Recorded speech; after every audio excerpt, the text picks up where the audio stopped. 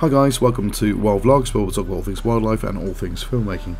As a young boy I had vivid dreams about faraway places and fantastical birds, and fueled by an older and more knowledgeable brother, no more so than the coastal heaths of the east and the south, and a rare and beautiful treasure, the UK's only resident warbler, the Dartford Warbler. More so then probably because at the time, in the early 80s, there were only a handful of Dartfords left, annihilated by successive and bitter winters. This only amplified my desire to be able to say I'd seen one of these plum-chested, speckle-throated, slate-backed wonders of my ladybird books. Today that dream still resonates, not because I haven't seen one. I've seen a few over the past few years, but not well. Dartfords are flitty, anxious, skulking birds that give tantalising glimpses that last only just long enough for you to think, well, did I imagine that? That is, if they show at all.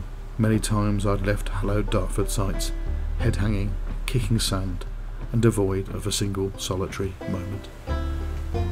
The last few of these occasions were here, Dunwich Heath, a perfectly preserved heathland site with a multitude of natural delights, and Dartford Warblers. It's a National Trust reserve that will provide either celebratory or comforting cream teas, and Dartford Warbler tea towels and key rings, as mementos of either success or failure. As a cameraman then, who would hope for long languishing pieces of footage, the Dartford Warbler presents a real difficulty. In fact, failure on all previous attempts. I'd arrived at sunrise to hopefully be more successful. Some possible heightened early activity of this little enigma.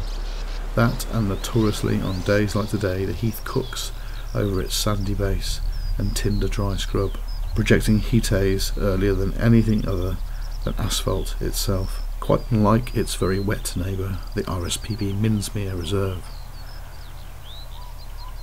The heath itself, apart from sparse and sporadic trees, is dominated by bell heather and gorse, and provides an invertebrate haven which hopefully these warblers will be visibly hunting in an effort to feed the constant gapes of broods that should be underway. Words like hopefully and should are used wisely, please note. My time here was booked with the National Trust as part of a strict regulation of the current COVID status and following government guidelines. I would not be seeing many people today, and that can only be helpful to me and my health, but also the chances of a Dartford encounter. Following my own advice, I sighted myself in an area where I had planned to be passive and observe and wait. Linnets combed the sandy path, clearly gathering nesting material and small seeds. This waiting, patient part of filming wildlife is something I actually enjoy, in fact relish, but a nagging feeling of being jinxed or having bad omens, all fueled from previous attempts, started bypassing my usual optimistic filters. First an hour passed, and then 90 minutes, nothing. The scrape at Minsmere looked like an avian heaven, one that hadn't seen a single soul in nearly 3 months.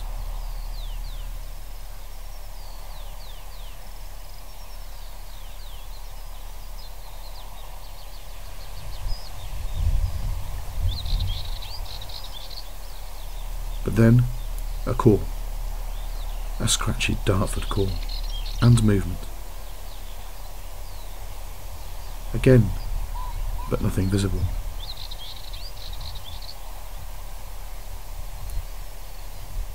I was dismayed to see the haze had begun, and so very early.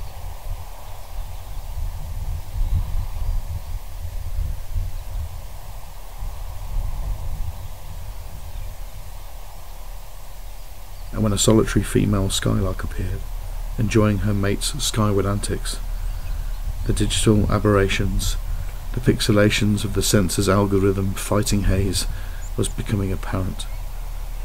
Focal indicators suggested all was good, but the visuals said otherwise. And the same went when a male half of a clacking stonechat duo appeared. The heat was in, and it was only going to get harsher.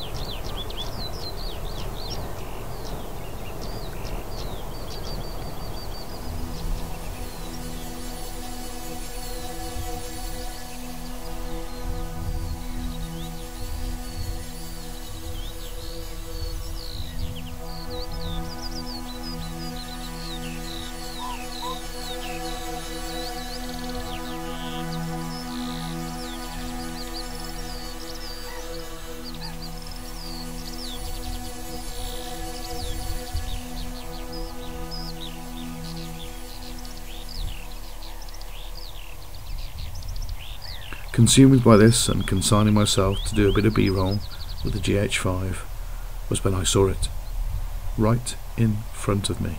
A speck that all the ruminant parts of my brain said was good. Vague plum chest, long languishing tail, and flying towards me.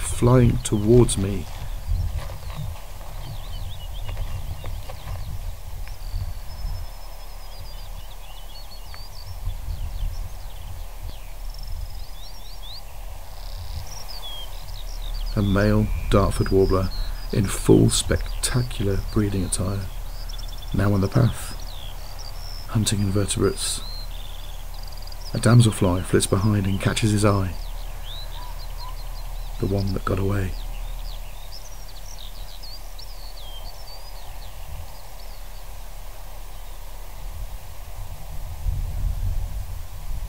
His low-level foraging, mostly unseen, took him some distance away, but then he re-alighted.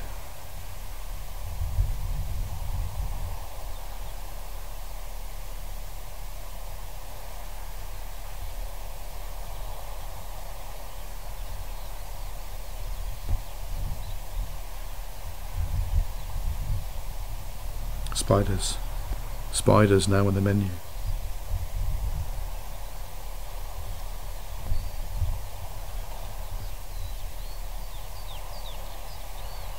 Another, the female, a pair.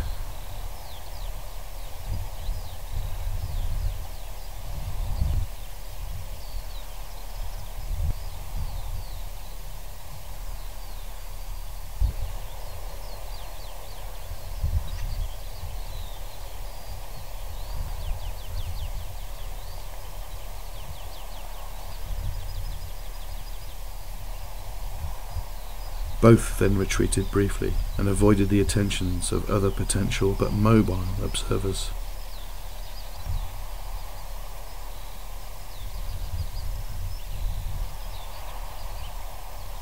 As they passed, the female reappeared and flew to an innocuous piece of heather, where the male emerged, the nest site.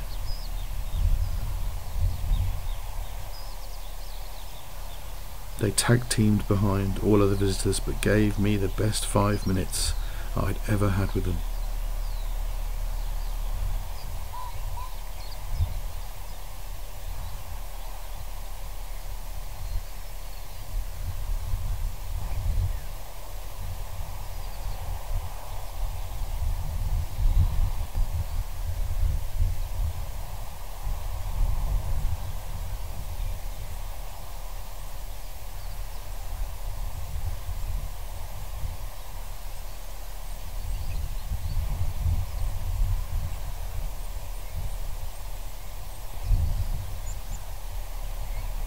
And so every childhood visceral dream of seeing the plate on page 43 come alive was now a definitive and equally magical reality.